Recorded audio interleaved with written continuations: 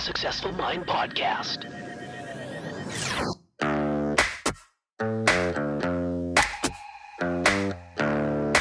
Successful people learn how to make their minds work for them.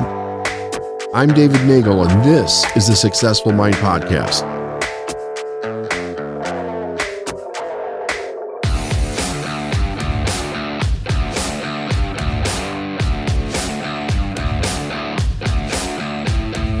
Hey everybody, David Nagel. Welcome to another episode of the Successful Mind Podcast. Today, I want to talk about the idea of awareness as far as it's concerned with success or any level of success, any kind of success that you want. There's a lot of confusion out there around, well, let's say, raising your vibration, so to speak, to be able to get what you want, being on the same vibration or frequency as money, the success that you're looking for, other people. And really what we're actually talking about is a conscious awareness, not as much about vibration. And let me explain what this means. The world and the universe that we live in, everything is already here, right? So I remember very early on, one of the things that I learned was that all the knowledge that ever was or ever will be is 100% present in all places at the same time. And if you think about when human beings first developed, right, however it is that we got here, all the technology to build everything that we currently have today, the way that we're living today, the knowledge for that was already here. So that existed in the universe as far as knowledge or potential, whatever it is that you want to call it. The success that you want, the purpose that you want in life, the goals that you want to achieve, it's already here. Yet so many people struggle to try to manifest those things in their life. What are they really struggling with? Well, first of all, if it's already here, it should be relatively easy to bring it into the manifestation of our life. And had I not had an experience very early on, if you've been with the podcast for any period of time, you've heard me tell the story back in 93 when I was a high school dropout, driving a forklift, had a family, couldn't pay my bills, on food stamps, filing bankruptcy, that whole thing. And then having my income triple in a month. And the only thing that I changed was my mental attitude. I only changed three things, and I didn't even really believe that it was going to work. It was more of a test of desperation, if you will, because I couldn't figure out how to get out of the situation that I was in. And everything in my life changed so fast that it caused me to take a step back. And while everybody in my life was telling me that I got lucky, I thought to myself, no, there's something more about this. This is not luck. I've never had any good luck in my life. And I didn't believe in luck. I really didn't. I think the universe operates by very exact laws. Anyway, and I won't go down that road today. But the idea was that it spurred me on to start to study. And really for the first time in my life. And I dug in for 7 years. I studied everything I could get my hands on. And one of the things that became more and more astounding to me as I studied was that opportunity had been around me to triple my income for a period of 2 years, and I didn't see it. And then, of course, as I started my business 7 years later, and I started working with people all over the world and helping them succeed, it was the same thing. The success, the thing, the money, potential, whatever, it was all there. But most people can't see it. So why can't they see it? Well, because the way that we're raised, we're programmed to see the world in a very narrow way, based on the beliefs and the values of the people that raised us. And it's also what that does is it creates an expectation as far as success goes. Well, one of the things that we're taught is that we have to work very hard, have a hard work ethic, beat the competitor, work harder than all of your competitors. We're not really taught much about the idea that we live in a creative universe.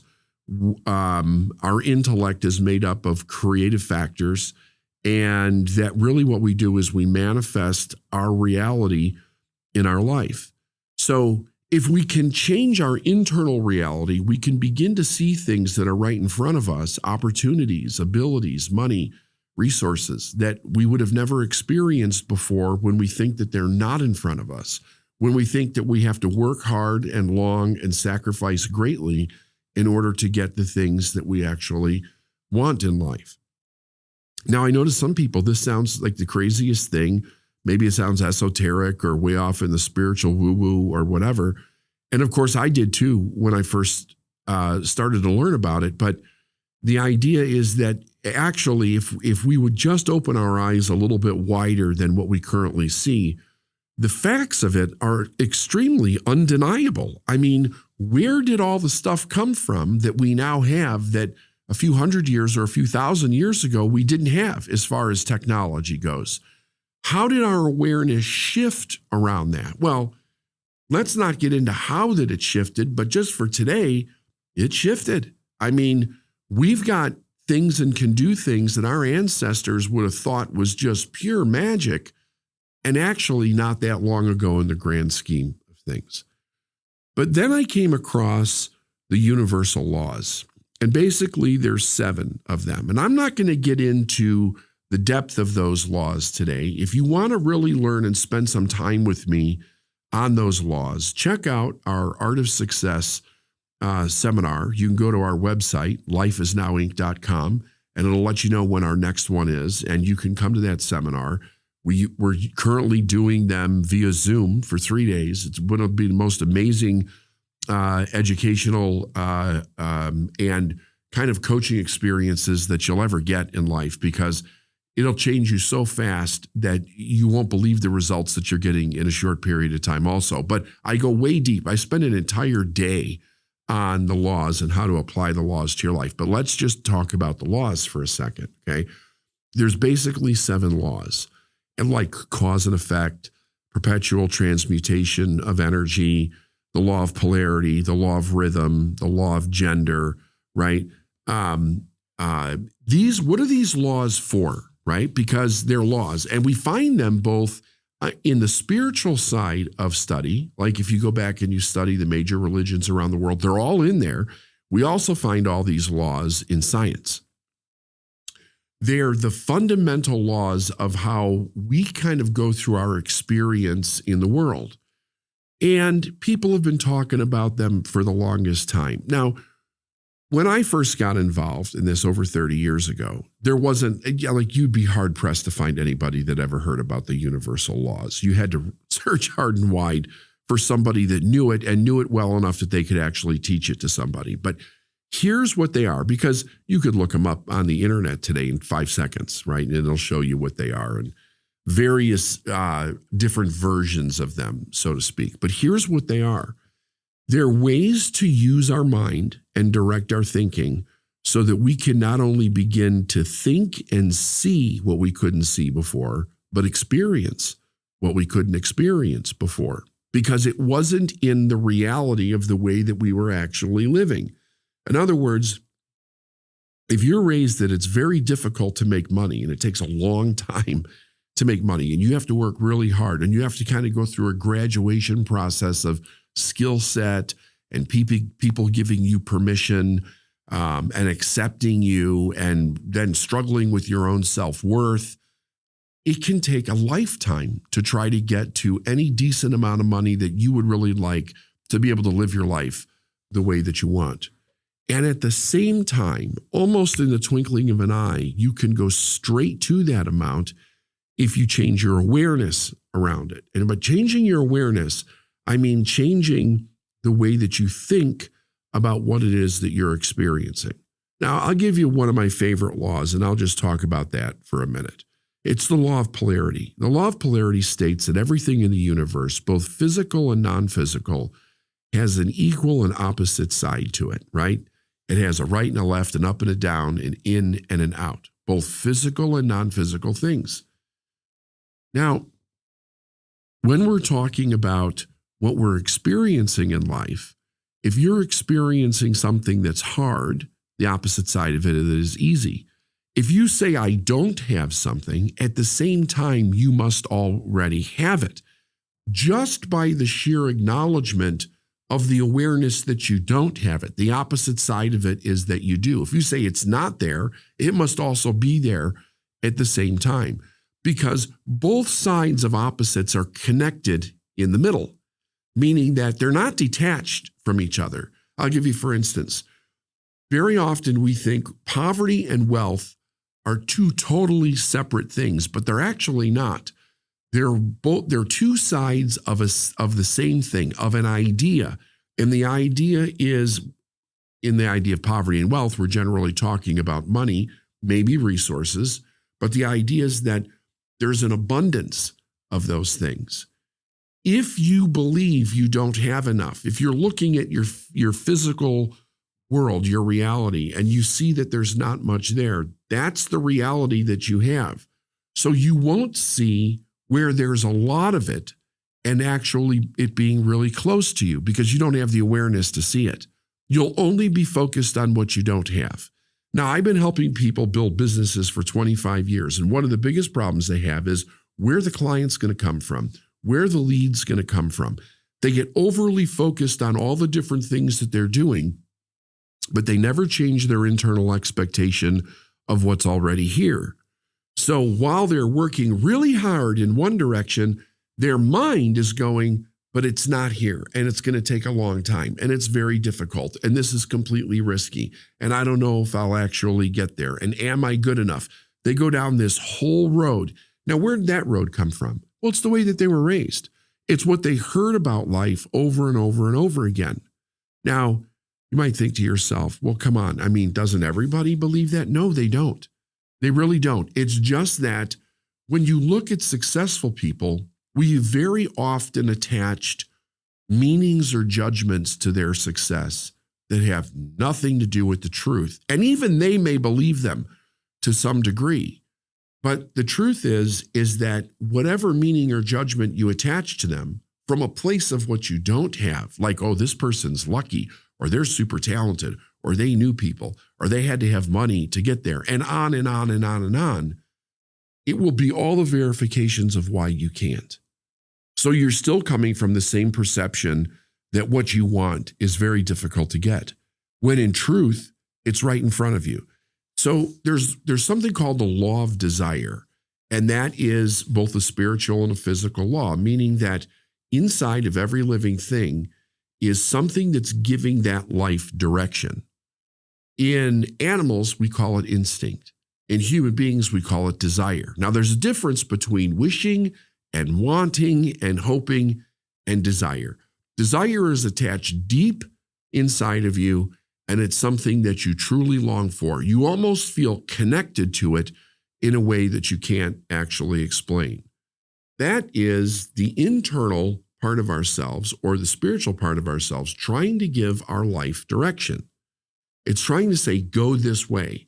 Now, the problem with this, with almost everybody that I've ever met, is that desire seems to be completely irrelevant to where a person actually is at the time. So they don't think that they can do it, or they think that it's silly or just daydreaming. Perhaps it's a wish or a fantasy that they want at some time in their future. But what they don't realize is the fact that they have the desire, they're already connected to it. And they're as close to that thing as their breath because they're in harmony with it. Now, what would be the fastest way to begin to manifest that desire in their life? Well, it would be to change the concept in their mind of how they actually see their reality. And we do that by the proper use of the laws. See, the laws lift our thinking, our reasoning ability, our ability to tap into all that knowledge that's here in the universe without us even getting up out of the chair. If I understand the law of polarity and I'm suffering from some experience that I don't want, if I know that law, and I could say the truth is that even though I am having a problem, the opposite side of it is true at the same time, then I can use my greatest power, which is my ability to choose, and I can begin to focus on the other side, even if I don't yet see it in my reality. I can focus on that other side, and I will create or manifest that side into my life very, very quickly. But I must start to conceive of myself as actually having and living the way that I really want to, versus the problems that I have. Now, there's a little catch to this. The catch is this. Very often, the way that we've been raised, the ideas, the values, the right and wrong of life, it's so much attached to our identity that to think differently makes a person feel very uncomfortable. The other thing is that usually all the people that surround them think the very same way that they're thinking. So when they start to think outside of the box like this, if they talk about it at all, they'll usually get pushed back or they'll get ridiculed or somebody will make fun of them. But people don't actually take it seriously. Plus, everybody around you usually knows all your past mistakes. And even though they may be well-intentioned people, one of the things that we have a habit of doing as human beings is we have a tendency to hold people to the errors that they've made in life, which is a horrific thing to do because the errors that we've made in life are learning lessons, right? If we would see them as lessons, we could learn. And if we really have the intention to grow, we would learn and not keep repeating those mistakes over and over again. So it gives us a great amount of projection, if you will, into the life that we really want to live. But regardless of that, the old identity doesn't die easy because it's attached to so much perceived safety and certainty in our life that we have a tendency not to let it go. However, there are stories, and you could look these stories up because they're everywhere, of a person whose life changed in a moment, just in a moment, whether they were going through the darkest time of their life and they had a brilliant idea, or they think that an angel talked to them, or somebody appeared out of nowhere. In that moment, they made a different decision. They said, I no longer want to live with this problem and I want to change. And of course, a door opened and they were able to step into a new reality. Now, it may have been hard, but we'll talk about that at another time because it's another thing that it doesn't have to be. It doesn't actually have to be hard. Hard is part of the way that we were raised, in so much that we think that there is an eternal life value in struggle. It's almost as if we can't let something be easy while somebody else is struggling in life. As a matter of fact, you may have heard that when you were a kid. You know, if you were going to go see somebody who was having a hard time, don't talk about your good time. They're in a really bad place. It's a really weird value because it keeps people stuck in the idea that they can't actually stand in their own greatness. So they shut it down so it won't make other people feel uncomfortable. And I don't think anybody actually does that in a mean way. They do it with the idea that this is how we be considerate to other individuals. But when you're in that seat where you're really trying to step into the new you, the decision that you have to make for yourself to accept your new identity of who you want to be, to conceptualize that idea, is everything when it comes to you actually creating the reality of it. And those laws will allow you to continually make that shift in your mind because it keeps you looking. So it's like, here's the laws of reality. Let's put it that way for a second. How you see reality is how you're using the law. If I don't think that I have enough, I'll be using the law in a way to keep confirming in my life that I don't have enough. But I can use the law in a way where I go, there's more than enough and it's coming to me easy. And if I really create that concept in my mind and I assume that lifestyle, then those things will come to me easy. The truth is that both of those experiences live at the same time in the same place. We very often see the rich and the poor living very close to each other. Yet what's interesting about that is, why don't the poor become like the rich? It's not that they can't, right? But very often, most of the time, they don't. And today with technology, most people around the world can see what it's like for rich people to live, or whatever your version of rich is, anywhere in the world. Why don't more people become like that? The only reason is not that the way to do it's not here.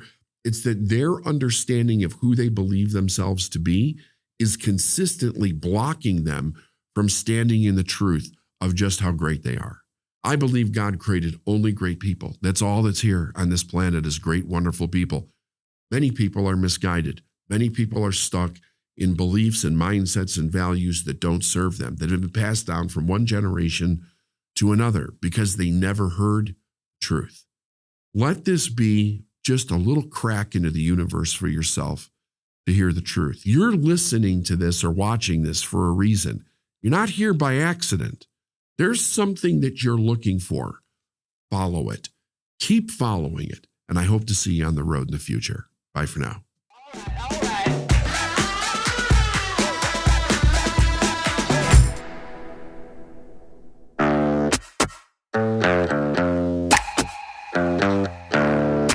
Thanks for listening to the Successful Mind Podcast. If you like what you heard and you want to learn more, go to lifeisnowinc.com.